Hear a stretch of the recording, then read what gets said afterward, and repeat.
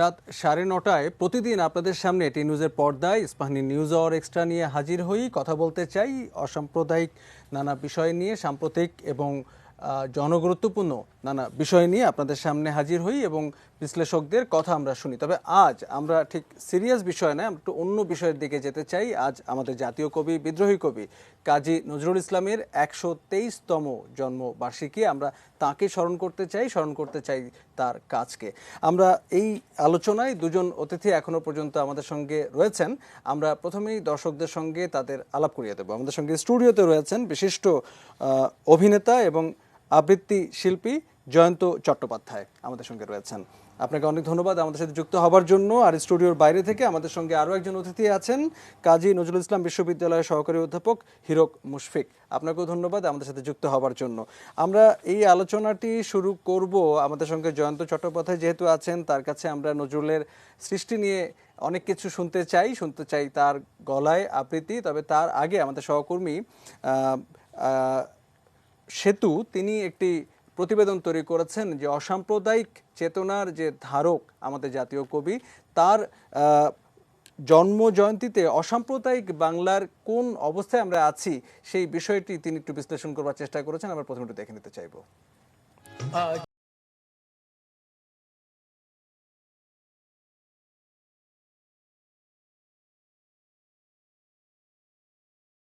1899-তে পশ্চিমবঙ্গের বর্ধমানের চুরুলিয়া গ্রামে কাজী ফকির আহমেদ ও জায়দা খাতুনের ঘর আলো করে জন্ম নেন দুঃখু মিয়া। তখন কে জানত দারিদ্র আর শোষণের শৃঙ্খলে জন্ম নেওয়া এই শিশুই হবে বাংলার শিকল ভাঙার জীবনকাঠি। পূজারি দুয়ার খোলো, ক্ষুধার ঠাকুর দাঁড়ায় দুয়ারে, পূজার সময় হলো। 1912 থেকে 1918 কলকাতায় 3 দফা মহামারী, বিশ্বযুদ্ধের দামামা, সব দেখা নজরুলের পরিচয় তখন সৈনিক।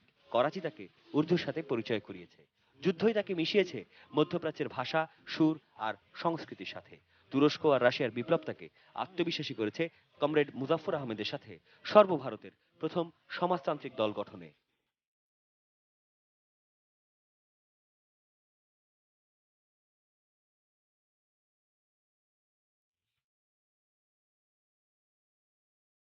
মসজিদ, মাজার আর মক্তবের জীবন কিংবা লেটোর দলের বুনো অভিজ্ঞতা এই গুণীকে মহিমান্বিত করেছে উপমহাদেশের বিশেষ সঙ্গীত রীতিতে।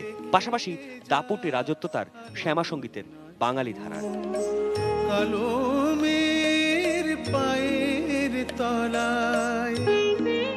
1920 থেকে তার একাধিক রচনার জন্য যেতে হয়েছে জেলে।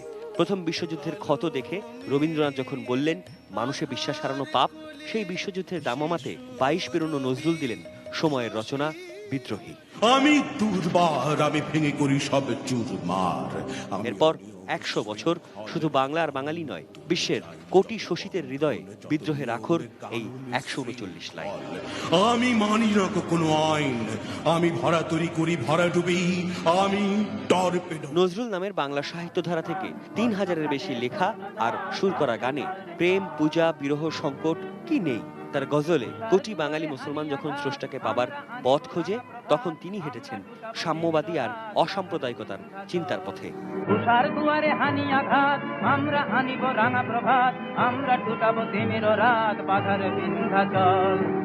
সেই সাথে দুর্যোগ, সংকট, রোমান্টিকতা, ধর্ম কিংবা জাতীয় উৎসবে এ জাতি আশ্রয় করেছে এই মহাকালের অবিনশ্বর ধ্রুবতারার কাছে।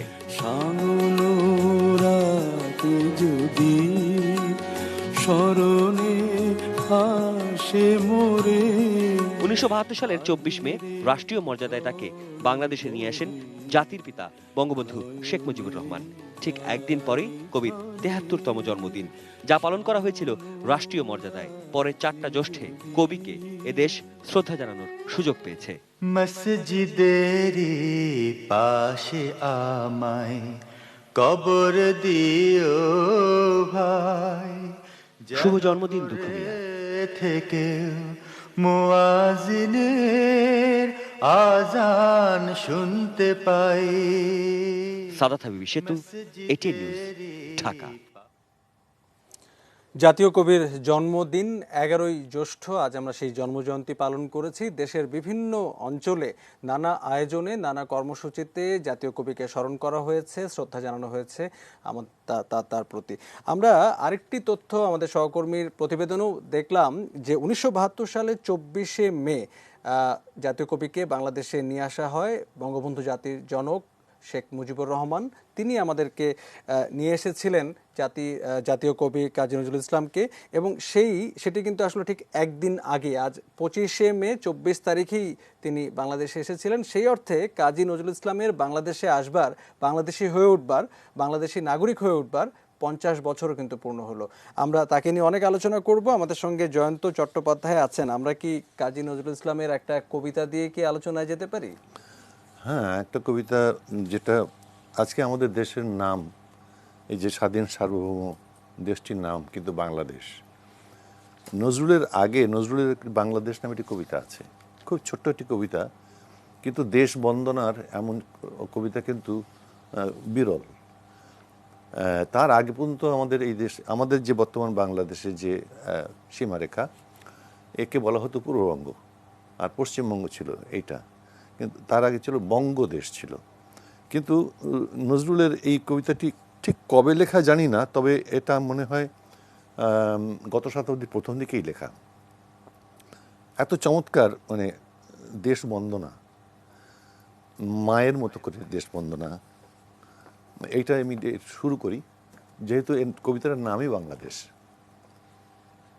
নমো নমো নমো বাংলাদেশ মম, চির মনোরম চিরমধুর, বুকে নিরবধি বহে শত নদী, চরণে জলধীর বাজে নূপুর। নমো নমো নমো বাংলাদেশ মম, চির মনোরম চিরমধুর। শিয়রে গিরিরাজ হিমালয় প্রহরী, আশিস মেঘবাড়ি সদা তার পড়ে ছড়ি।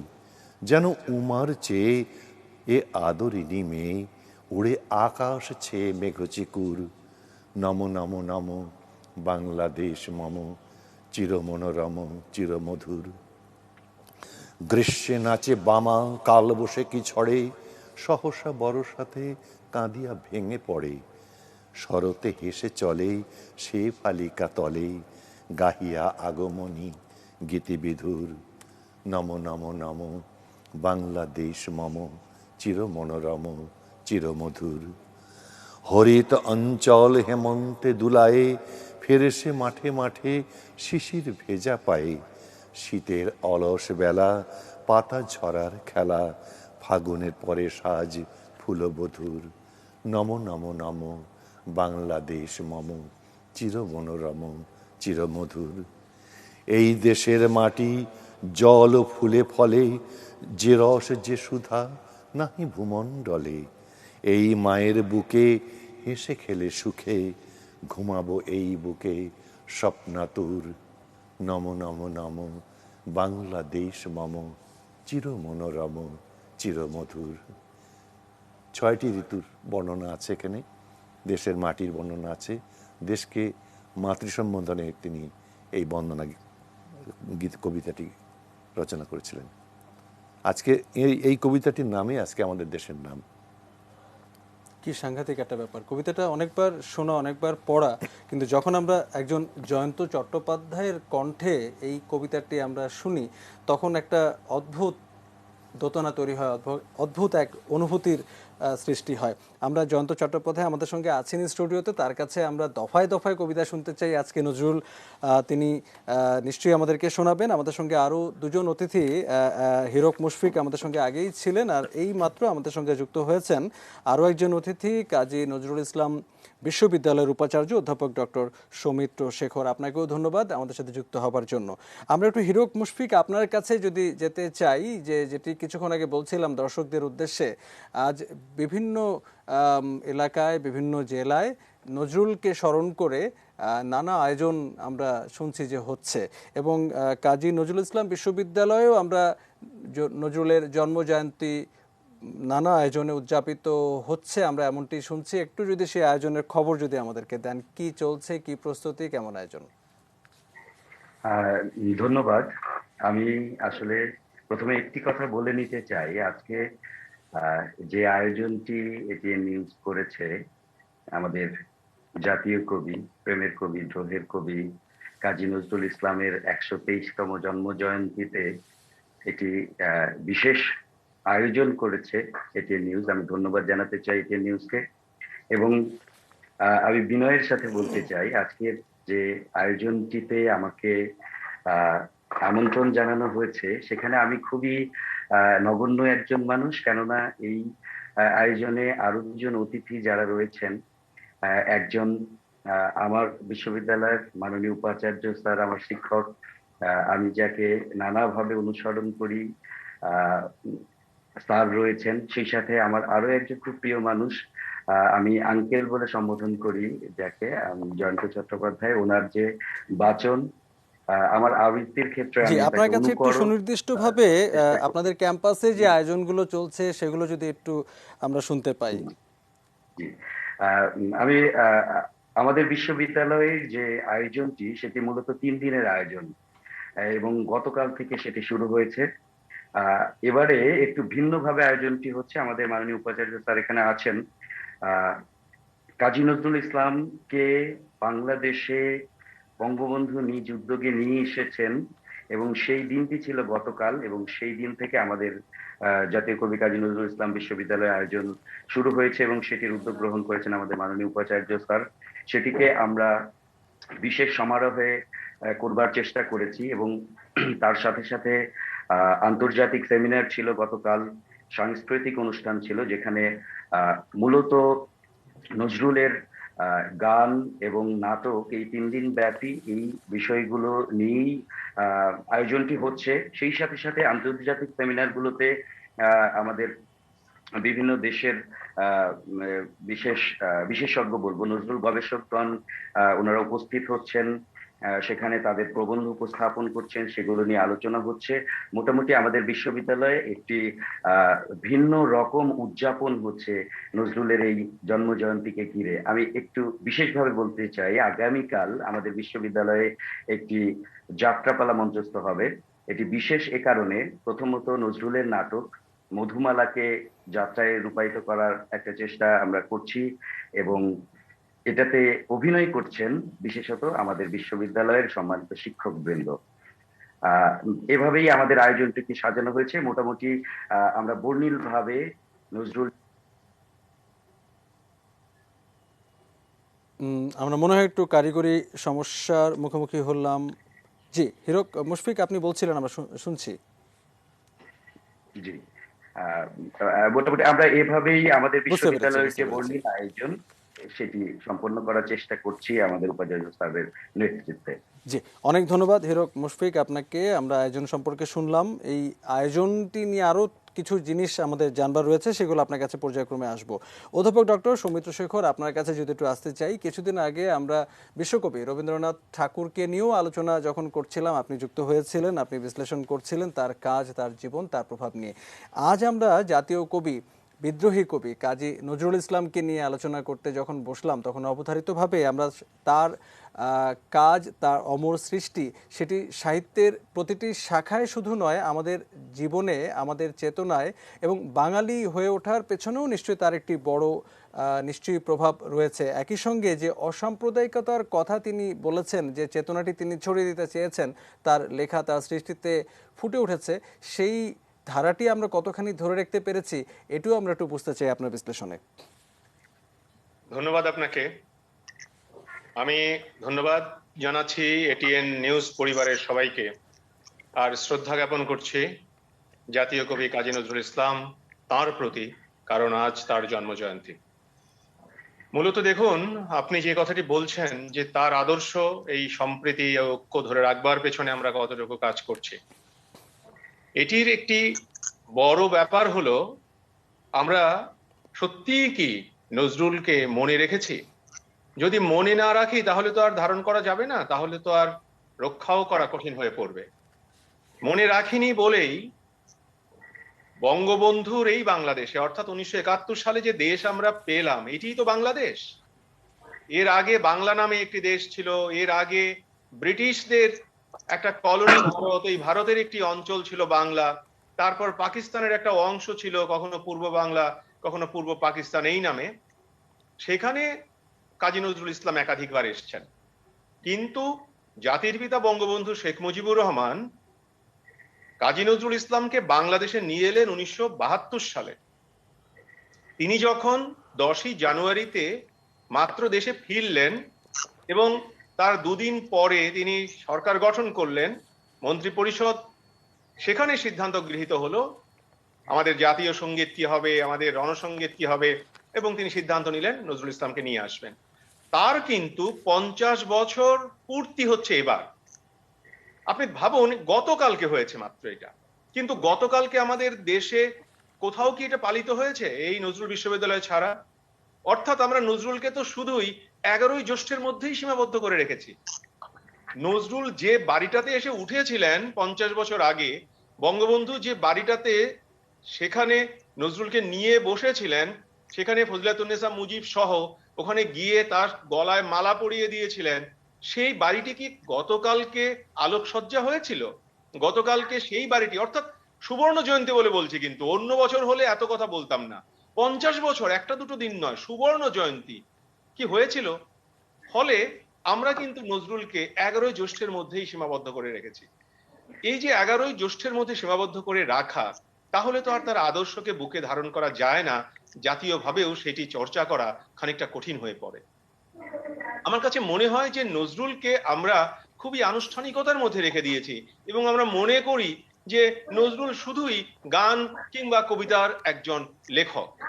আসলে নজরুল কিন্তু গান লিখেছেন, কবিতা লিখেছেন, গদ্যও লিখেছেন। এই গান কিংবা কবিতার মধ্যে কিংবা গদ্যের মধ্যে তিনি তার দর্শনটাকে প্রকাশ করেছেন। গান, কবিতা, এটি হচ্ছে একটি মাধ্যম। এখন মাধ্যমটিকে আমরা গুরুত্ব দিয়ে তার যে অন্তরাত্মা, তার যে ফিলসফি, সেটির দিকে লক্ষ্য করছি না। আর লক্ষ্য না করবার জন্য চারিদিকে হলাহল, লক্ষ্য না করবার জন্য শুধুই আনুষ্ঠানিকতা, লক্ষ্য না করবার জন্য শুধুই আমাদের ওই দিনের আড়ম্বরতা।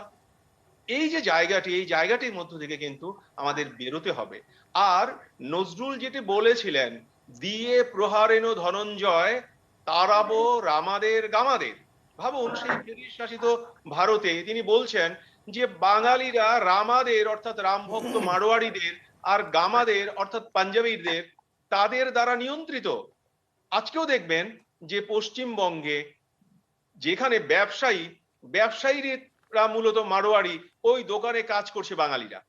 এই যে অবস্থাটা, এটা একটা সময় ব্যাপকভাবে ছিল, বাংলাদেশেও প্রচুর ছিল। অবাঙালিরা ব্যবসা করছে, ওখানে কাজ করছে বাঙালিরা। বাংলাদেশকে কিন্তু এই কাজী নজরুল ইসলামের এই যে দর্শন, এই যে ফিলসফি, এই ফিলসফির ভিত্তি করেই জাতির পিতা বঙ্গবন্ধু শেখ মুজিবুর রহমান 71 সালে স্বাধীন করলেন। একটি পতাকা আমরা পেলাম, একটি মানচিত্র পেলাম, একটি জাতীয় সঙ্গীত পেলাম, রাষ্ট্রসংঘে আমাদের একটি সদস্য পদ হলো। এবার আমাদের কাজ কি? কাজ হচ্ছে এই যে দুই মহাপুরুষ, সৌভাগ্যক্রমে আবার দুজনই ধানমন্ডিতে থাকতেন। জাতির পিতা বঙ্গবন্ধু শেখ মুজিবুর রহমান তিনি থাকতেন ধানমন্ডিতে, আর জাতীয় কবি কাজী নজরুল ইসলাম তাকে নিয়ে আসা হয়েছিল যে বাড়িটাতে, সেটি হচ্ছে 331, সেই 331 সেই ধানমন্ডিতেই, এখন যেটি কবি ভবন, এখন যেটি কবি নজরুল ইনস্টিটিউট। এই ধানমন্ডির মাটিতে যে মানুষ দুটো বাস করতেন এবং সেখানেই বলা চলে তাদের দেহান্তর হয়। কাজী নজরুল ইসলাম তো ওখান থেকে পিজিতে গেলেন এবং সেখানে তিনি দেহান্তরিত হলেন, কিন্তু তার আগে ছিলেন ধানমন্ডিতে। আর জাতির পিতা তো ধানমন্ডি সেই বাড়িতেই তাকে হত্যা করা হলো। এই যে মানুষ দুটো, এই মানুষ দুটোর আদর্শ আমরা বুকে ধারণ করিনি, আমরা একসাথে চলিনি, যে কারণে গতকালকে পুরো রাষ্ট্র, পুরো দেশ ভুলেছিল। কিন্তু কিছু মানুষ এখনো জেগে থাকে। ওই যে আপনি বললেন, ওখান থেকেই আলো দিয়ে আলো জ্বালতে হবে, অর্থাৎ চেতনা কোনো না কোনো জায়গায় হয়তো নিবু নিবু করে হলেও জ্বলতে থাকে। আমাদের কাজ হচ্ছে এই চেতনার আলো, নজরুলের যে সাম্য, মৈত্রী, স্বাধীনতা, সম্প্রীতি যে দর্শন, এই দর্শনটিকে ছড়িয়ে দেয়া। এই ছড়িয়ে দেওয়ার কাজের ক্ষেত্রে আমরা জাতীয় কবি কাজী নজরুল ইসলামের বিশ্ববিদ্যালয়ের পক্ষ থেকে আছি এবং আমি ধন্যবাদ দেব এটিএন নিউজকে যে তারাও মিডিয়া পার্টনার হিসেবে আমাদের সঙ্গে ছিল, এবং আমি এই কারণে এটিএন নিউজ পরিবারকেও ধন্যবাদ জ্ঞাপন করছি। আপনাকেও অনেক ধন্যবাদ। আপনি যেভাবে আসলে শুরুটা করলেন নজরুলকে নিয়ে, আমরা এর পরবর্তীতে আসলে নজরুলের নানা দিক, তার কাজ, তার জীবন, তার প্রভাব, এই বিষয়গুলো একটু বুঝতে চাইবো। আমরা আপনার কাছে ফিরছি, তবে জয়ন্ত চট্টোপাধ্যায়ের কাছে যদি আমরা একটা ছোট্ট করে শুনতে চাই যে কিছুক্ষণ আগে অধ্যাপক শেখর যে কথাটি বলছিলেন যে আদৌ কি আমরা কাজী নজরুল ইসলামকে মনে রেখেছি এবং তার চর্চাটা কি আসলে আমরা করছি আদৌ, তো এই জায়গাটা নিয়ে একটু আপনার ভাবনা শুনবো যে আসলে আমাদের জীবনে, আমাদের এখনকার জীবন অনেক জটিল, অনেক দুশ্চিন্তার, অনেক অস্থিরতার, তো সেখানে আসলে নজরুল চর্চার সুযোগ, বাস্তবতাটা কোথায় কোথায় আছে আপনি কি দেখেন? আমি সৌমিত্র শেখরের সঙ্গে শতভাগ একমত পোষণ করি এবং একই রকম আমার ভাবনাটার সঙ্গে তার ভাবনাটার বেশ মিল খুঁজে পেলাম। সব থেকে মজার ব্যাপার হচ্ছে যে নজরুল 1921 সালে কমরেড মুজাফফর আহমেদের প্রভাবে এবং তার সঙ্গে খুব ভালো সম্পর্ক ছিল, বন্ধুত্ব ছিল। ভারতের কমিউনিস্ট পার্টির জন্ম হয় এবং তিনি কিন্তু প্রতিষ্ঠাকালীন সম্পাদক ছিলেন মুজাফফর আহমেদ। নজরুল কিন্তু এই যে সাম্যের প্রতি, সাম্যবাদের প্রতি নজরুলের যে ঝোঁকটা তৈরি হয় কিন্তু ভারতীয় কমিউনিস্ট পার্টির জন্মের মধ্যে দিয়ে। তারপরে আর মানবতার ব্যাপারটা তার উপরে প্রভাব বিস্তার করেছিলেন কিন্তু রবীন্দ্রনাথ। রবীন্দ্রনাথ তার মধ্যে নান্দনিকতা মানে প্রভাব ফেলেছিলেন এবং কমরেড মুজাফফর এবং সেই সময়কার যারা কমরেড ছিল তাদের দ্বারা উনি সাম্যবাদে হয়েছিলেন। নজরুল কিন্তু 1917-তে ফিরে আসেন, 17 এর থেকে ফিরে আসেন কত সালে, পল্টন থেকে। উনি যান 17 বছর বয়স ওনার, করাচিতে চলে যান, ওই বাংলা পল্টনে উনি নাম লেখালেন। হ্যাঁ, তা সেই সময় আমাদের পল্টনের যে ছিলেন, কমান্ডার ছিলেন, কমান্ডার ইন চিফ ছিলেন, তার নাম ছিল হচ্ছে কর্নেল সিনহা। কলকাতা কলেজ স্কোয়ারে তাদের প্রথম হয়, পাস আউট হয়, তাদের প্যারেডটা হয়। এবং আমি আমার বাবার কাছে শুনেছি, বাবা সেই সময় কিন্তু সেই কলেজ স্ট্রিটের পাশেই ছিলেন এবং তাদের সেটা দেখেছিলেন। তারপরে উনি করাচিতে যখন গেলেন, তখন করাচিতে গিয়ে উনি কিন্তু মধ্যপ্রাচ্যের ভাষা, বিশেষত ফার্সি ভাষাটা ওনাকে প্রভাবিত করেছিল এবং উনি করাচিতে একজন ফার্সি শিক্ষকের কাছে কিন্তু ফার্সি ভাষাটা শেখেন এবং সেখান থেকে তিনি রাবাব এবং অন্যান্য, নজরুলের একটা ছবি আছে দেখবেন রাবাব নিয়ে, এবং gramophone company of India, his master's ভয়েসের উনি যখন ট্রেনার ছিলেন, এই কম্পোজার ছিলেন, সে সময় একটা রাবাব করে ওনার একটা ছবি আছে, মাথায় একটা টুপি আছে, সেই টুপিটা কিন্তু পার্সিয়ান টুপি, দেখবেন খেয়াল করে। আমরা দেখি এই ছবিটা বিভিন্নভাবে ব্যবহৃত হয় এবং সেখান থেকে নজরুলের ভেতরে যে পার্সিয়ান কালচারের যে সঙ্গীতে, বিশেষত সঙ্গীত এবং গীতি কবিতার যে প্রভাবটা, সেটা তার মধ্যে আসে। পরবর্তীকালে তার প্রভাব আমরা পাই তার গজলের মধ্যে। বাংলায় তো গজলটা তার আগে আসলে ছিল না, গজল ছিল না, কাওয়ালিও ছিল না। তা এটা আবার পরবর্তীকালে এটা প্রকাশিত হয়, মানে পরবর্তীকালে নজরুল জীবনে যতক্ষণ সক্রিয় ছিলেন ততদিন অনেক সময় তো বেশি পাননি, ওই 1920 থেকে 1941 পর্যন্ত এটা ছিল। রবীন্দ্রনাথের তিরোধানের পরপরই কিন্তু নজরুলের এই অসুস্থতাটা ধরা পড়ে এবং আমি শুনেছি যে রবীন্দ্র তিরোধানে অল ইন্ডিয়া রেডিও কলকাতা, তা সে সময় আকাশবাণী কলকাতা যেটা, সেখান থেকে কিন্তু নজরুল তিনি কিন্তু ধারাবর্ণনা দিয়েছিলেন এবং এই যে রবিহারা কবিতাটা, ওটা কিন্তু রবীন্দ্রনাথের মৃত্যু রবিহারা একটা কবিতা আছে। এখন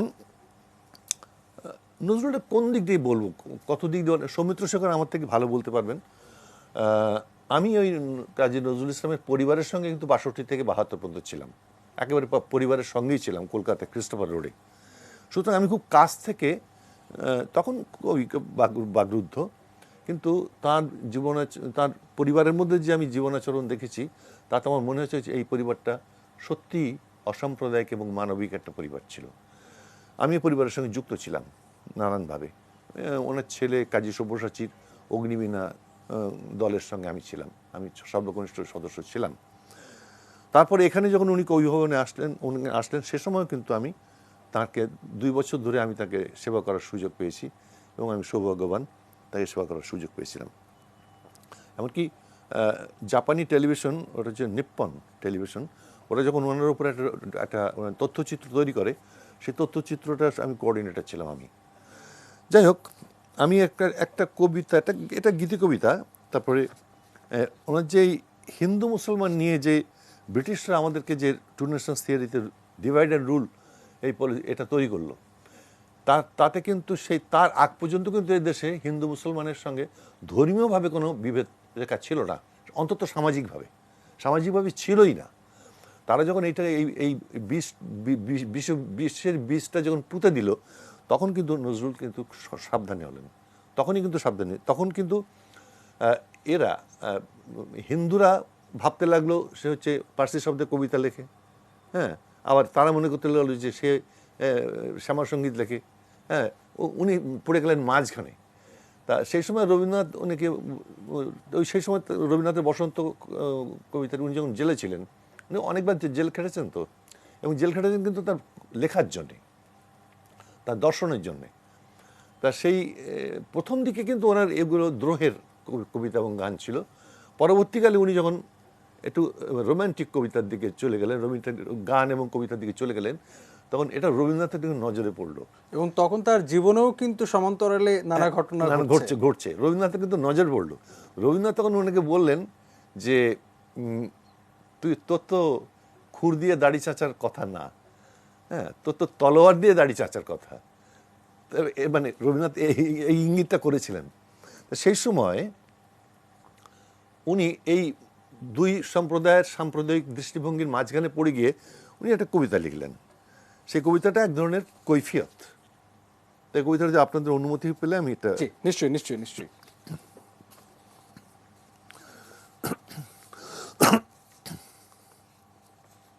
বর্তমানের কবি আমি ভাই, ভবিষ্যতের নই নবী, কবি ও অকবি যাহা বলো মোরে, মুখ বুঝে তাই শৈশবী। কেহ বলে তুমি ভবিষ্যতে যে ঠাঁই পাবে কবি ভবির সাথে, হে যেমন বেরোয় রবির হাতে সে চিরকেলে বাণী কই কবি। দোষিছে সবাই, আমি তবু গাই শুধু প্রভাতের ভৈরবী। কবি বন্ধুরা হতাশ হইয়া মোর লেখা পড়ে শ্বাস ফেলে, বলে কেজক্রমে হচ্ছে অকেজ পলিটিক্সের পাশ ঠেলে। পড়ে না কো বই, বয়ে গেছে ওটা। কেহ বলে বউ এগিলিয়াছে গোটা। কেহ বলে মাটি হলো হয়ে মোটা, জেলে বসে শুধু তাস খেলে। কেহ বলে তুই জেলে ছিলি ভালো, ফের যেন তুই যাস জেলে। গুরুকণ তুই করেছিস শুরু তলোয়ার দিয়ে দাড়ি চাচা, প্রতি শনিবারই চিঠিতে প্রেয়সী গালি দেন তুমি হাঁড়ি চাচা। আমি বলি প্রিয়ে হাটে ভাঙি হাঁড়ি, অমনি বন্ধ চিঠি তাড়াতাড়ি। সব ছেড়ে দিয়ে করিলাম বিয়ে, হিন্দুরা কন আড়ি চাচা। জবন না আমি কাফের ভাবিয়া, খুঁজি টিকি দাড়ি নাড়ি কাছা। মৌলভী যত মৌলভী আর মোল্লার এখন হাত নেড়ে, দেবদেবী না মুখে আনে সবে দাওপাজিটার জাত মেরে। ফতোয়া দিলাম কাফের কাজিও, যদিও শহীদ হইতে রাজিও। আমপারা পড়া হামবড়া মোরা এখনো বেড়াই ভাত মেরে। হিন্দুরা ভাবে পার্সি শব্দে কবিতা লেখে ও পাত নেড়ে। আন করা যত নন ভায়োলেন্ট, নন করো দল নন খুশি। ভায়োলেন্সের ভায়োলিন নাকি আমি বিপ্লবী মন্তুষী। এটা অহিংস বিপ্লবী ভাবে, নয় চরকার গান কেন গাবে। গোড়ারাম ভাবে নাস্তিক আমি, পাতিরাম ভাবে কনফুসি। স্বরাজিরা ভাবে নারাজি, নারাজিরা ভাবে তাহাদের অঙ্কুশী।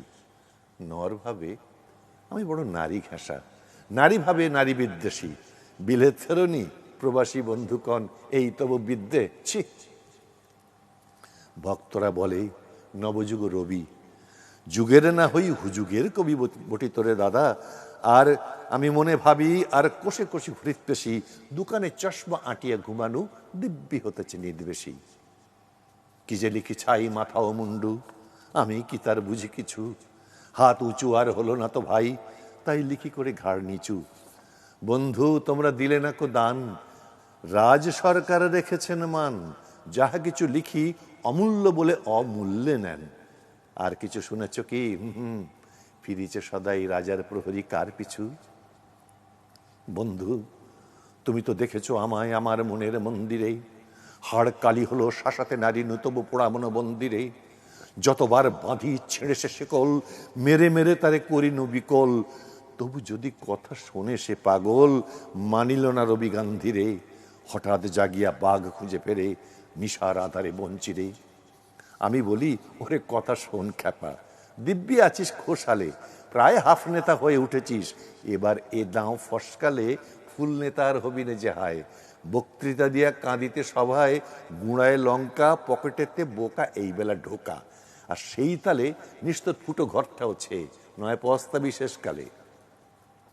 বোঝে না কষে যে চারণের বেশে ফেরে দেশে দেশে গান গেয়ে, গান শুনে সবে ভাবে ভাবনা কি, দিন যাবে বে পান খেয়ে। রবে না কো ম্যালেরিয়া মহামারী, স্বরাজ আসিছে চড়ে জুড়ি গাড়ি। চাঁদা চাই তারা ক্ষুধার অন্ন এনে দেয়, কাঁদে ছেলে মেয়ে। মাতা কয়, ওরে চুপ হত ফাঁকা, স্বরাজ আসে যে দেখছে। ক্ষুধাতুর শিশু চায় না স্বরাজ, চায় দুটো ভাত একটু নুন। বেলা বয়ে যায় খাইনি কো বাছা, কচি পেটে তার জলে আগুন। কেঁদে ছুটে আসি পাগলের প্রায়, স্বরাজের নেশা কোথা ছুটে যায়। কেঁদে বলি, ভগবান তুমিও আজিও আছো কি, কালিও চুন কেন ওঠে না কো তাহাদের গালে, যারা খায় এই শিশুর খুন। আমরা তো জানি স্বরাজ আনিতে পোড়া বার্তাকে এনেছে খাস। কত শত কোটি ক্ষুধিত শিশুর ক্ষুধা নিঙাড়িয়া কাড়িয়া গ্রাস এলো কোটি টাকা, এলো না স্বরাজ। টাকা দিতে না রে ভুখারি সমাজ, মার বুক হতে ছেলে কেড়ে খায়। মোরা বলি ভাগ খাও হে খাস। হেরিনু জননী মাগিছে ভিক্ষা, ঢেকে রেখে খলের ছেলের লাশ। বন্ধুগো আর বলিতে পারি না, বড় বিষ জ্বালা এই বুকে। দেখিয়া শুনিয়া খেপিয়া গিয়াছি, তাই যাহা আসে কই মুখে। রক্ত ঝরাতে পারি না তো একা, তাই লিখে যাই এ রক্ত লেখা। বড় কথা বড় ভাব মাথায় বন্ধু আসে না, বড় দুঃখে। অমর কাব্য তোমরা লিখিও বন্ধু, যাহারা আছো সুখে। পরোয়া করি না বাঁচি বা না বাঁচি, যুগের হুজুগ কেটে গেলে। মাথার উপরে জ্বলিছেন রবি, রয়েছে সোনার শত ছেলে। প্রার্থনা করো যারা কেড়ে খায় ৩৩ কোটি মুখের গ্রাস, যেন লেখা হয় আমার রক্ত লেখায় তাদের সর্বনাশ। কি অপূর্ব, কি অপূর্ব! একে তো কবিতার পরতে পরতে পংক্তিমালার মানে মাঝে অপূর্ব সব রস, অপূর্ব সব এর মধ্যে কিন্তু একটা ব্যাপার আছে, মানে উনি সাম্যবাদের দিকে যা একটা ঝোঁক ছিল, তার মধ্যে মানবতার ব্যাপারটাও রয়ে গেছে। আমি যদি দর্শন এটা একটু বড় করে আপনার কাছে শুনতে চাই। আমাদের ঠিক এই পর্যায়ে একটা বিরতি না নিলেই নয়।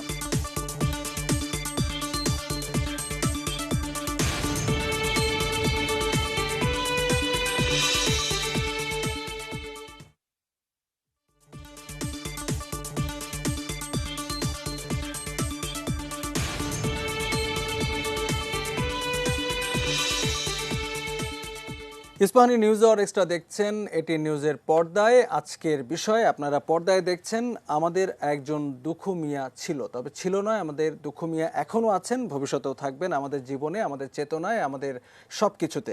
আমরা এই বিষয়টি নিয়ে কথা বলছি। আমাদের সঙ্গে তিনজন অতিথি, যেতে চাই অধ্যাপক ডক্টর সৌমিত্র শেখর, আবারও আপনার কাছে। আমরা একটা ব্যাপার যদি আপনার কাছে বুঝতে চাই, যে আজ থেকে বহু বছর, বহু দশক আগে কাজী নজরুল ইসলাম আমাদের জাতীয় কবি, তিনি যে যে বিষয়গুলো নিয়ে লিখেছেন, বলেছেন এবং যে বার্তাগুলো দিতে চেয়েছেন, যে চেতনা, যে দর্শন তিনি ছড়িয়ে দিতে চেয়েছেন তার সৃষ্টিতে, সেই বিষয়গুলো কিন্তু এখনও অনেক ক্ষেত্রেই প্রাসঙ্গিক, এত বছর পেরিয়ে যাবার পরেও। আমরা এই ব্যাপারটা একটু বুঝতে চাই, আমাদের নজরুল, আমাদের দুঃখু মিয়া, তিনি কেন প্রাসঙ্গিক, এখনো কিভাবে প্রাসঙ্গিক? দেখুন, প্রাসঙ্গিকতা তো রয়েইছে। যে কথাটি সবাই মোটামুটি আমরা বলি, সেটি হচ্ছে যে সমাজে বৈষম্য, সমাজে অন্যায়, সমাজে নারী পুরুষের বিভেদ, কিংবা জাতে জাতে যে সংকট, এগুলো আছে বলে কাজী নজরুল ইসলাম কিংবা তার সাহিত্য আমাদের খুবই প্রাসঙ্গিক। কারণ এখান থেকে মুক্তি পেতে গেলে, আমরা যদি নারী মুক্তির কথা বলি, কিংবা আমরা যদি জাতে জাতে বৈষম্য থাকবে না এটা বলি, কিংবা যদি বলি ধনী দরিদ্র এর সমতা দরকার এটা বলি, তাহলে নজরুল ইসলামের কাছ থেকে আমরা পাঠ নিতে পারি, নিশ্চয়ই সেটা পারি, এবং নজরুল সে কথাটা বলেইছেন। কিন্তু সেইটি আমরা অন্য কারো কাছ থেকেও নিতে পারি। এটি শুধু কাজী নজরুল ইসলাম নিজে বলেছেন তা নন, আরো অনেকেই বলেছেন। কিন্তু কাজী নজরুল ইসলাম তার মতো করে বলেছেন, তিনি আমাদেরকে উদ্বুদ্ধ করেছেন তার মতো করে। নজরুলের আরো কিছু বিষয় আছে এর বাইরে, সেগুলো হচ্ছে কাজী নজরুল ইসলামের যে জীবন বোধ, নিজেকে গড়ে তুলবার যে ব্যাপারটি, বহু জন বহু মত এর মধ্যে থেকে নিজের যে সংশ্লেষ, সবাইকে মেনে নেয়া এবং মানিয়ে নেয়ার যে ইচ্ছে এবং সেটির প্রয়োগ, ব্যক্তি জীবন থেকে সমাজ জীবন, সমাজ জীবন থেকে দৈশিক পরিস্থিতি, এই সমস্ত কিছু কিন্তু কাজী নজরুল ইসলাম আমাদের সামনে দেখিয়েছেন। তিনি শুধু বলেননি এইটি করতে হবে, তিনি করে দেখিয়েছেন যে এটি এইভাবে হয়। যেমন তিনি তার ব্যক্তিগত জীবনে সন্তানের নামকরণ করেছেন। এই যে সন্তানের নামকরণ, কাজী নজরুল ইসলামের কথা বলে বলে আমরা আজকে প্রায় সবাই নজরুল চেতনা বলছি। আমরা কি সত্যি একটা বাংলা নাম আমাদের সবার জীবনের সঙ্গে যুক্ত করতে পারছি, যেটি কাজী নজরুল ইসলাম করেছিলেন, যে শব্দটি বাংলা অভিধানে খুঁজে পাওয়া যাবে? ফলে এইটি একটি বিষয়। দ্বিতীয় একটি বড় ব্যাপার হলো যে ঔপনিবেশিকতার বিরুদ্ধে দাঁড়ানো। কিছু নেই কিন্তু আমি দাঁড়াতে পারি, কিছু নেই আমি প্রতিবাদ করতে পারি। সেটি কি? ঔপনিবেশিকতার বিরুদ্ধে।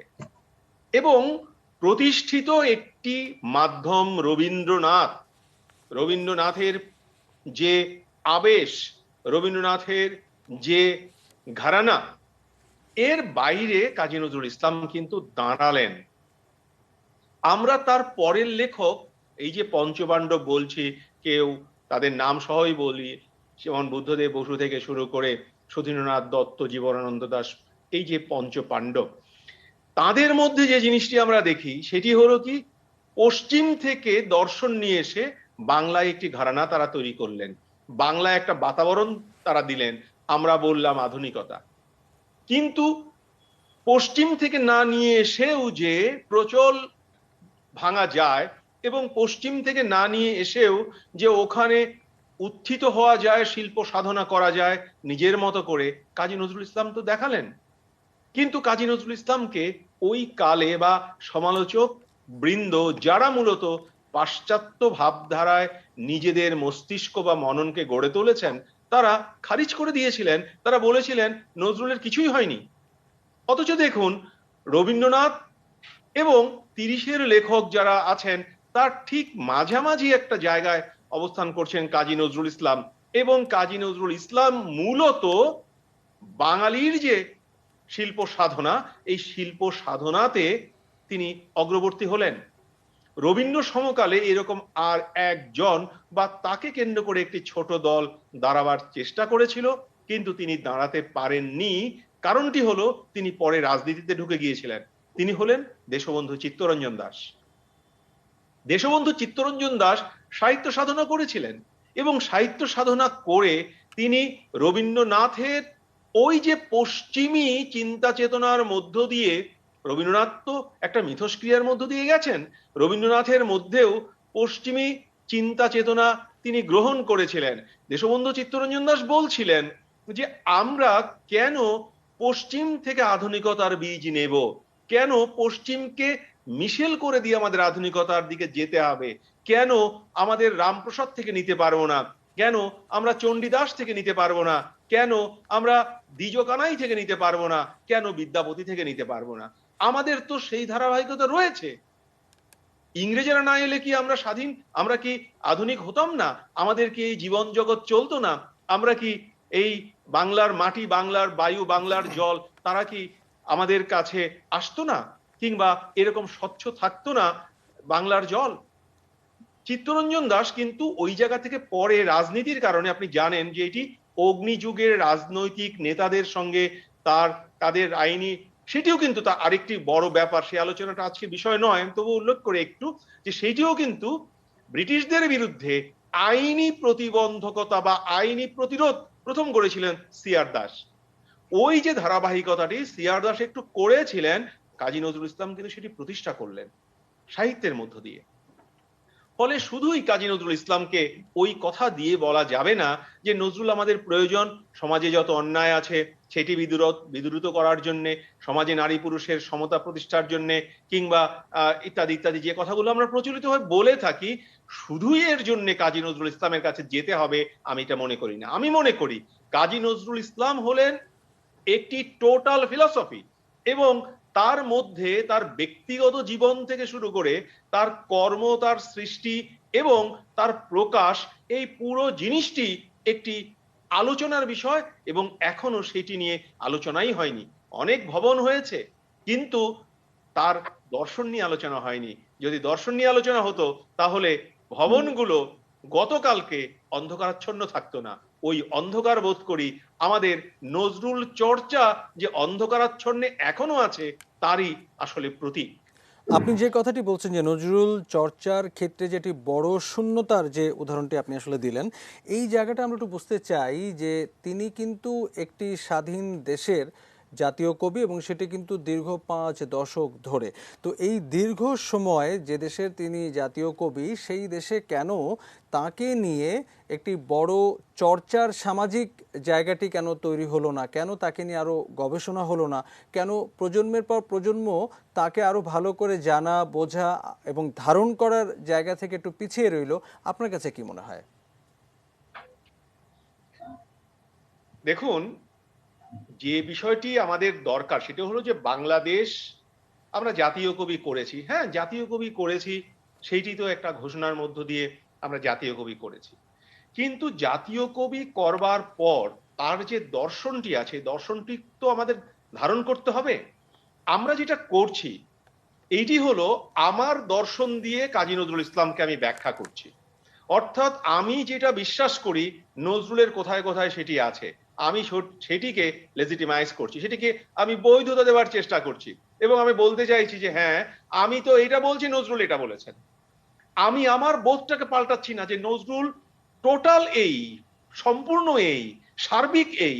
অতএব আমার যে জায়গাগুলো খামতি আছে, আমার যে জায়গাগুলো অসম্পূর্ণ আছে, সেই জায়গাটুকু নজরুলকে দিয়ে আমি সম্পূর্ণ করব।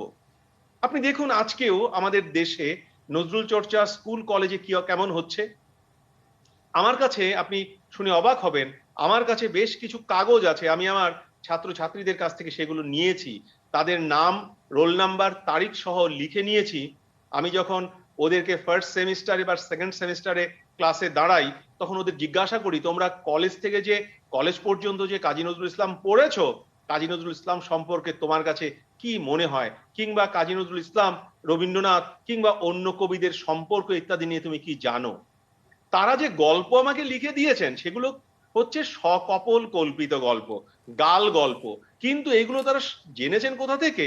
তাদের শিক্ষক, তাদের অভিভাবক, তারা যাদেরকে শ্রদ্ধা করেন এইরকম ব্যক্তিবর্গ নজরুল সম্পর্কে গাল গল্প আমাদের এই তরুণ প্রজন্ম বহু জনকে দিয়েছেন, এবং ওইগুলো আমাদের ছেলেমেয়েরা এখনো বিশ্বাস করে। এবার আমি যাদেরকে পেয়েছি, এটি তো আমার একটি বা দুটো নির্দিষ্ট ক্লাসে, সারা বাংলাদেশে হাজার হাজার ছেলে মেয়ে তো এইভাবে আজকে বড় হচ্ছে। তাহলে প্রকৃত নজরুল চর্চার যে জায়গাটি, এই জায়গাটি কি আমরা সুনিশ্চিত করতে পেরেছি? আমরা কি আমাদের স্কুলগুলোতে কাজী নজরুল ইসলাম কে কি শুধু একটি কবিতার বাইরে আর কিছু বলি? আমরা যে বলি ঝিঙে ফুল, এই যে কবিতাটি যখন পড়ি তখন আমরা কি কখনো বলতে পারি বা বলেছি যে এই যে ঝিঙে ফুল, এই ঝিঙে ফুলের সন্ধেবেলায় ফুলটা ফোটে কেন?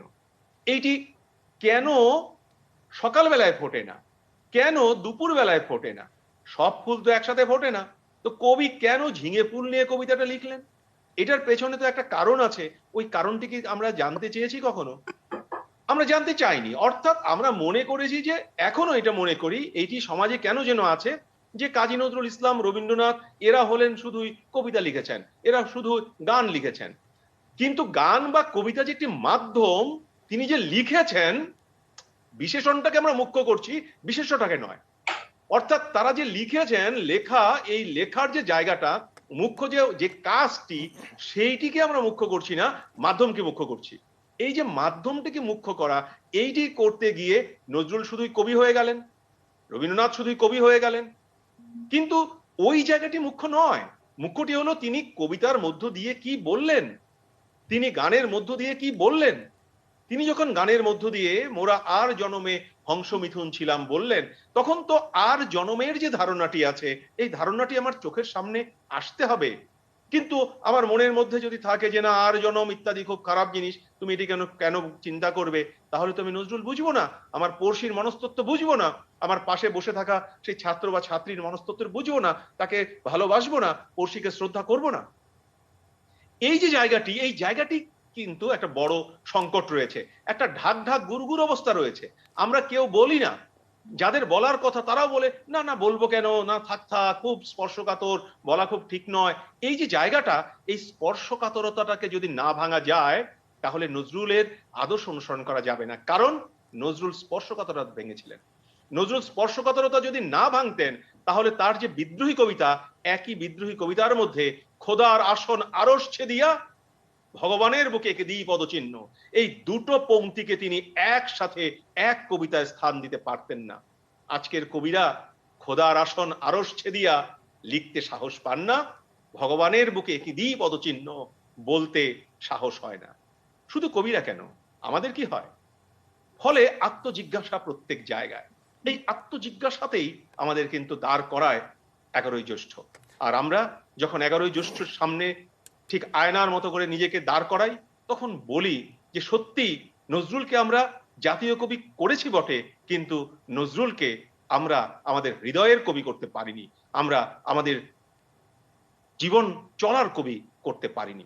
সেটি করতে হবে নিশ্চয়ই। এবং সেটি আসলে কেন হলো না, সেই প্রশ্ন আসলে আমাদের সামনে একটা বড় প্রশ্নবোধক চিহ্ন হয়ে দাঁড়িয়ে আছে। আমরা এই প্রশ্নের জবাবটাও একটু খুঁজবার চেষ্টা করব, তবে আবারও একটা ছোট্ট বিরতি নিতে হচ্ছে এই আলোচনার মাঝখানে। ফিরে এসে আমরা আবারও ধারাবাহিকভাবে চলবে আমাদের এই আলোচনার সঙ্গে থাকবেন।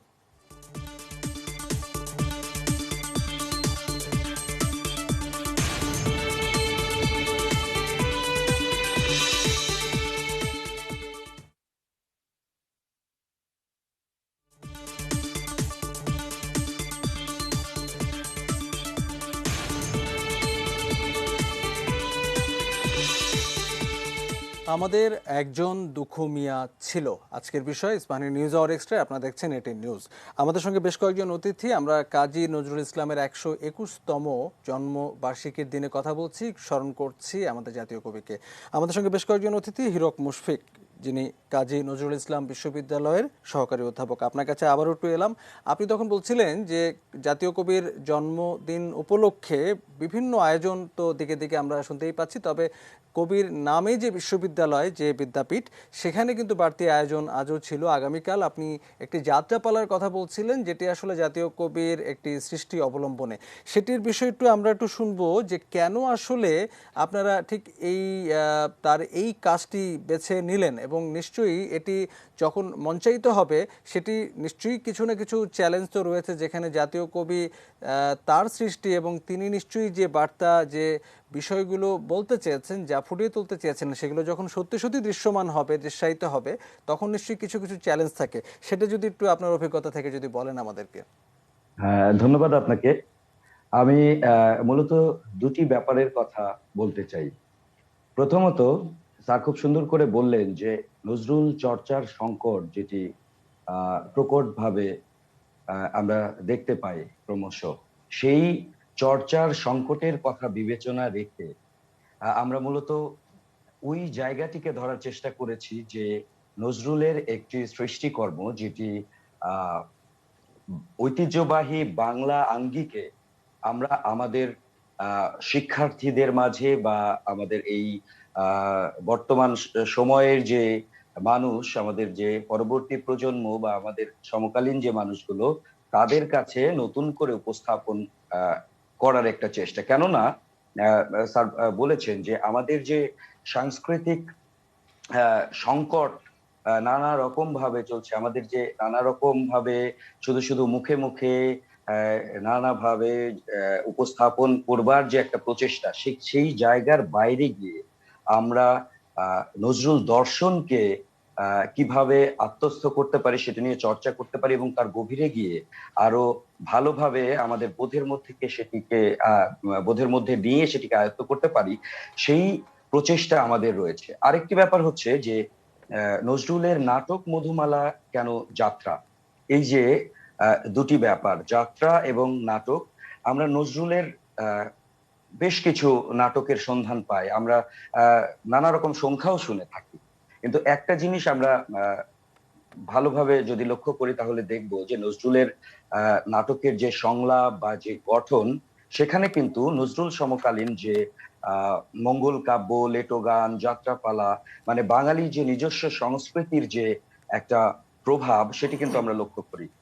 একটু আগেই স্যার সুন্দর করে বলেছিলেন যে পাশ্চাত্যের যে প্রভাব বহির্ভূত প্রচেষ্টা যেটি নজরুলের মধ্যে ছিল, সেই ব্যাপারটিকে আমরা আসলে একটু নতুন ভাবে নজরুলের সাথে আমাদের এই মানুষগুলোকে পরিচয় করিয়ে দেবার লক্ষ্যেই আমরা কিন্তু টিকে নির্ধারণ করেছি উপস্থাপনের জন্য।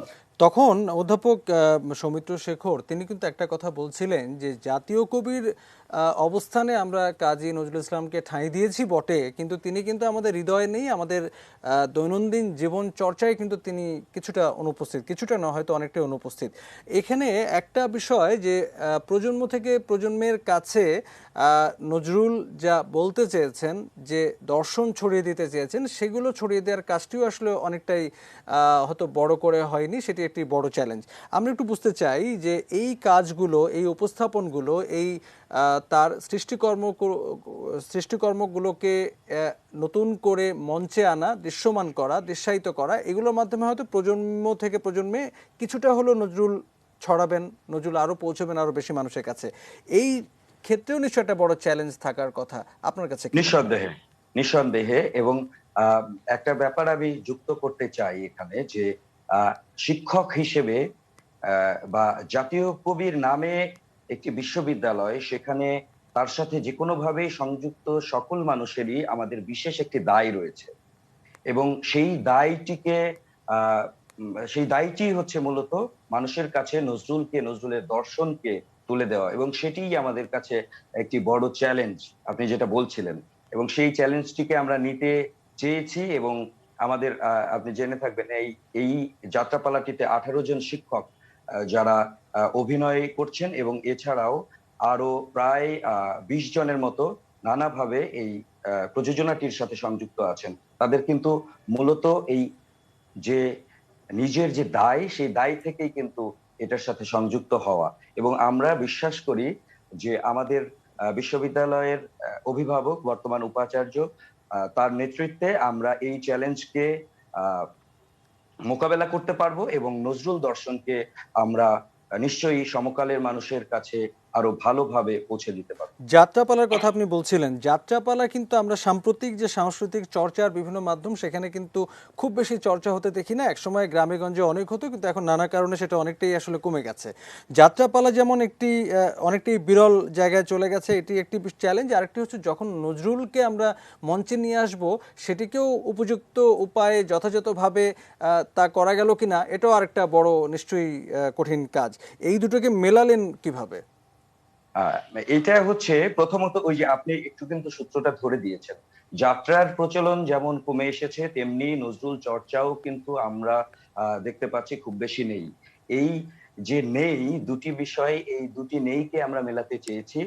এটা নজরুলকে যাত্রার মধ্য দিয়ে উপস্থাপন করার যে চ্যালেঞ্জ, সেটি নিঃসন্দেহে আমাদের বেশ কিছু নজরুল গবেষক, আমাদের বিশ্ববিদ্যালয়ের অধ্যাপকগণ, ওনারা খুব মনোযোগের সাথে সেই ব্যাপারটিকে উতরে যাওয়ার চেষ্টা করছেন। সকলের সহযোগিতায় আমরা এটি নিশ্চয়ই ভালোভাবে করতে পারবো বলে মনে করছি। জি, আমি এখানে একটু যুক্ত করতে চাই, হীরক মুশফিক যে কথা বললেন একটু ছোট করে যুক্ত করি। আপনি বারবার তাকে জিজ্ঞাসা করছিলেন যে আমরা কিভাবে আসলে পালন করছি। একটা জিনিস আরো যুক্ত করি যে দেখুন, এ বছর অর্থাৎ 22 সাল চলে যাচ্ছে, কিন্তু আর বেশি, আর আমরা মোটামুটি 5 মাস শেষ করে ফেললাম, 6ষ্ঠ মাসে পড়ব। এই বছর কিন্তু অগ্নিবীণার শতবর্ষ। দেখুন, অগ্নিবীণার শতবর্ষ নিয়ে এই পর্যন্ত কোনো আলোচনা নেই। আমরা কাজী নজরুল ইসলাম বিশ্ববিদ্যালয়ের পক্ষ থেকে আগামীকালকে অর্থাৎ আমাদের 3rd ডেতে আমরা অগ্নিবীণার শতবর্ষ সাড়ম্বরে পালন করব। এখনো আপনি দেখবেন নানা জায়গায় বিদ্রোহী শতবর্ষ পালিত হচ্ছে। বিদ্রোহী শতবর্ষ তো 21-এ শেষ হয়ে গেছে, বিদ্রোহী তো 21 সালে লেখা হয়েছিল। কাজী নজরুল ইসলাম তো শুধু 21-এই সীমাবদ্ধ ছিলেন না, তিনি এই যে অগ্নিবীণা প্রকাশ করলেন, অগ্নিবীণা প্রকাশ করে বাংলা কাব্য অঙ্গনে তো বিস্ফোরণ করলেন। সেখানে বিদ্রোহী তো আছেই, বিদ্রোহের সাথে আরো কবিতা আছে, কামাল পাশার মতো কবিতা আছে, প্রথম কবিতা প্রলয়োল্লাসের মতো কবিতা আছে, যেখানে তিনি বললেন তোরা সব জয়ধ্বনি কর, তোরা সব জয়ধ্বনি কর, ওই নতুনের কেতন ওরে কালবৈশাখীর ঝড়। দেখুন, প্রথমেই জয়ধ্বনি দিয়ে শুরু করলেন। প্রথমেই তিনি বললেন তোরা, তুই তোকারে দিয়ে কেউ কোনো কবিতা শুরু করেছিল বাংলা সাহিত্যে?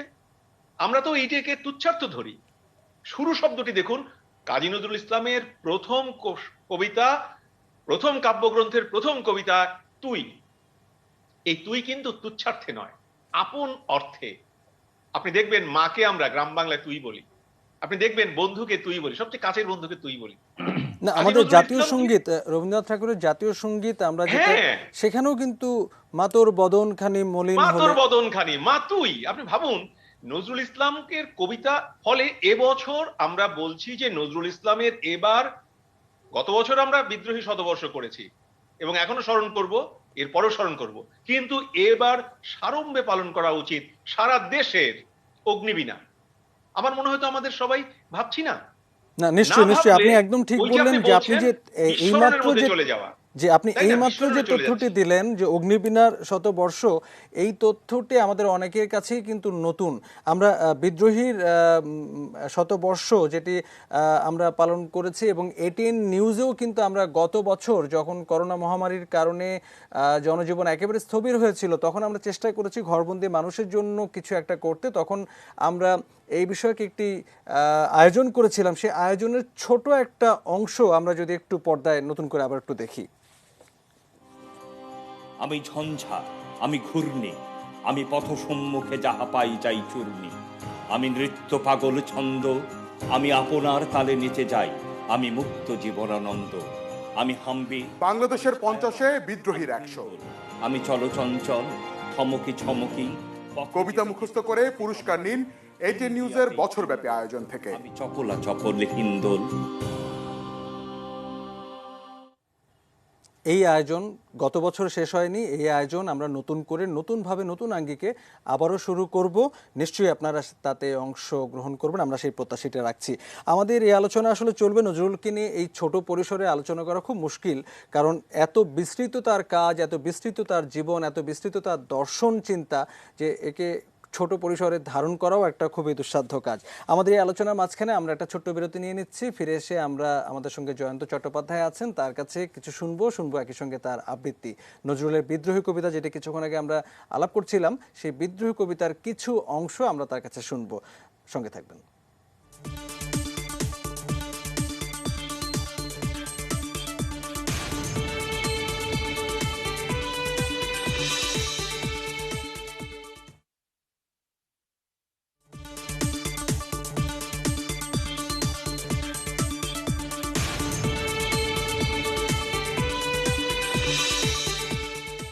জাতীয় কবি, বিদ্রোহী কবি কাজী নজরুল ইসলামকে নিয়ে আলোচনা করছি। আমাদের একজন দুঃখু মিয়া ছিল। আমরা শেষ অংশের আলোচনায় আছি এবং শেষ অংশের আলোচনায় আমরা উপসংহারে পৌঁছানোর চেষ্টা করি। তবে আজকের এই আয়োজনটি, এই আলোচনাটি নিশ্চয়ই একটু ভিন্ন। আমরা প্রথমে একটু বিদায় নিয়ে রাখতে চাই, কারণ আমরা এখন আমাদের সঙ্গে স্টুডিওতে অভিনেতা এবং আবৃত্তি শিল্পী জয়ন্ত চট্টোপাধ্যায় আছেন। তার কণ্ঠে আমরা বিদ্রোহী কবিতার কিছু অংশ শুনতে চাই এবং সেই কবিতা শুনতে শুনতে আজকে অনুষ্ঠানটি শেষ করব। আমাদের সঙ্গে জয়ন্ত চট্টোপাধ্যায় ছাড়াও কাজী নজরুল ইসলাম বিশ্ববিদ্যালয়ের দুজন শিক্ষক ছিলেন উপাচার্য অধ্যাপক ডক্টর সৌমিত্র শেখর এবং সহকারী অধ্যাপক হীরক মুশফিক। দুজনকেই ধন্যবাদ জানাই এবং ধন্যবাদ জানাই দর্শকদের যারা তখন ছিলেন আমাদের সঙ্গে। আমরা চলে যেতে চাই জয়ন্ত চট্টোপাধ্যায় আপনার কাছে, আপনার কণ্ঠের, দরাজ কণ্ঠের আবৃত্তি দিয়ে শেষ করবো আজকের এই আলোচনা। হ্যাঁ, আমি করছি, কিন্তু আমি আগের আলোচক হীরক মুশফিকের এবং সৌমিত্র শেখরের কথা রেশ ধরে একটা কথা বলতে চাই, যে আজকে যে আমরা নজরুল চর্চাটার কথা বলছি, এটা কি শুধু একটা বিশ্ববিদ্যালয়ের অধ্যাপকদের মধ্যেই সীমাবদ্ধ থাকবে আর আমাদের মধ্যে সীমাবদ্ধ থাকবে? এটা কি চর্চা মানে কি? চর্চা মানে কিন্তু সারা দেশে চর্চাটা ছড়িয়ে দেওয়া। আজকে বাংলাদেশে কটি গ্রামে, কটি জেলা শহরে বা তোর থানার উপজেলা শহরে কটি আছে, গ্রন্থাগার আছে? নেই, একটাও নেই। আমি যে গ্রামে বড় হয়েছি সেই গ্রামে 2টি গ্রন্থাগার ছিল, একটি বড়দের একটি ছোটদের। আমি সেখানে বড় হয়েছি। এই যে এখন আপনি গান তো এখন তো নিষিদ্ধ, গান যাত্রা এগুলো তো নিষিদ্ধর জায়গায় চলে গেছে। এখন নতুন প্রজন্মের মাথার মধ্যে ঢুকিয়ে দেওয়া হচ্ছে যে সঙ্গীত এবং সাহিত্য, সঙ্গীত, ক্রীড়া, যাত্রা, কবি গান, জারি গান, সারি গান, বাউল গান সব নিষিদ্ধ। তো এগুলো একটা জীবনে যদি একটা কেউ ছোট্ট একটা শিশু যদি বড় হয় এই ভেবে যে এটা হচ্ছে নিষিদ্ধ, তাহলে সে জীবনে কি কখনো এইগুলো চর্চা করবে? আমাদের এখন গ্রামগুলো কিন্তু একদম সংস্কৃতি শূন্যতায় ভুগছে এবং এই শূন্যতা ভোগার পেছনে কিন্তু এর পেছনে রাজনৈতিক ভাবে যারা ফায়দা লোটা তারা লুটে নিচ্ছেন, কিন্তু তারা বুঝছেন না যে একটা দেশের সমগ্র জাতির সর্বনাশটা করে দিচ্ছেন। এছাড়া আরও আছে অনেক কিছু। নজরুলকে খণ্ডিত করা, নজরুলকে কালিমালিপ্ত করা, গোরস্থানকে শ্মশানকে গোরস্থান করা, হ্যাঁ, ভগবানকে রহমান করা, এ তো পাকিস্তানের মধ্যে চলে আসছে। ইদানিং তো আরও ব্যাপার ঘটেছে। বিশ্ববিদ্যালয়ের অধ্যাপক তিনি বিশ্বাস করেন যে নজরুলকে রবীন্দ্রনাথ ধূত্রফুলের বীজ খাইয়ে এই পাগল বানিয়ে দিয়ে উনি নোবেল প্রাইজ নিয়ে গেছেন। তো এগুলো যদি একজন অধ্যাপক, সেই জন্য বলছি হীরক একে বলছি, মুশফিককে বলছি এবং সৌমিত্র শেখরকে আমি কোট করে বলছি যে তারা যারা বলছেন যে আমরা করছি, শুধু ওই ত্রিশালের ওই বিশ্ববিদ্যালয়ের মধ্যে কি নজরুল ঢুকে থাকবেন, তার বাইরে বেরোবেন না? নিশ্চয়ই, তাহলে ব্যাপারটা তো এইখানে। আর আমাদের এখানে যে সমস্ত একটু যদি আপনার কথা মাঝখানে থামাই, আমাদের আর শেষ প্রান্তে আছে, আমাদের আর 1-1.5 মিনিট হাতে আছে। আমরা পুরোটা সময় যদি একটু আপনার কাজী নজরুল ইসলাম আসলে এত বড় একটি বিষয়, এই ছোট পরিসরে তাকে ধারণ করাটাও আসলে খুবই দুঃসাধ্য কাজ। বলবীর বল উন্নত মম শির, শির নেহারি আমারই নত শির ওই শিখর হিমাদ্রির। বলবীর বল মহাবিশ্বের মহাকাশ ফাড়ি, চন্দ্র সূর্য গ্রহ তারা ছাড়ি, ভুলোক দুলোক গোলক ভেদিয়া, খোদার আসন আরশ ছেদিয়া, উঠিয়াছি চির বিস্ময় আমি বিশ্ববিধাত্রীর। মম ললাটে রুদ্র ভগবান জলে, রাজ রাজ টিকা দীপ্ত জয়শ্রীর।